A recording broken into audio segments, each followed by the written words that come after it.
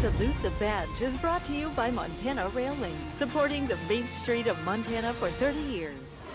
Police officers are called to deal with incidents that nobody else wants to do. They see a lot of bad, but they also see a lot of good.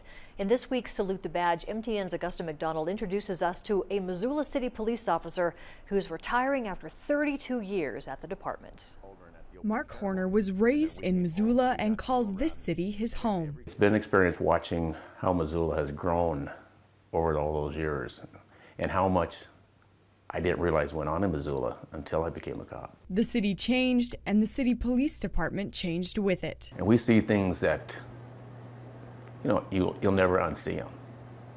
And that's the biggest thing I think that I've seen change over the years is when I first got on, it was the macho, you know, you take care of yourself. If you saw something, if you felt bad after an incident, you got beat up, lick your wounds, come in the next day, no big deal.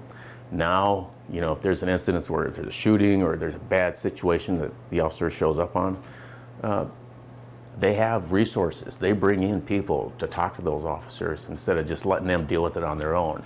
And that's the biggest plus that I've seen over the years that has grown and been implemented that makes a big difference. To counterbalance traumatic events he experienced on the job, Horner jumped on board with Special Olympics. Special Olympics, that was my little getaway. That's why I loved it so much too, is I got to goof around and be who I was. And then I go back to work and hear and see all the stuff and do all the stuff. And it kind of brought me back down. No. Your heart just beams. You know, it doesn't matter if you're out there. We do the tip of cop, and I'm there from 11 o'clock to 8 o'clock at night, and I'm just beaming from ear to ear, working with some of them, and it's so much fun.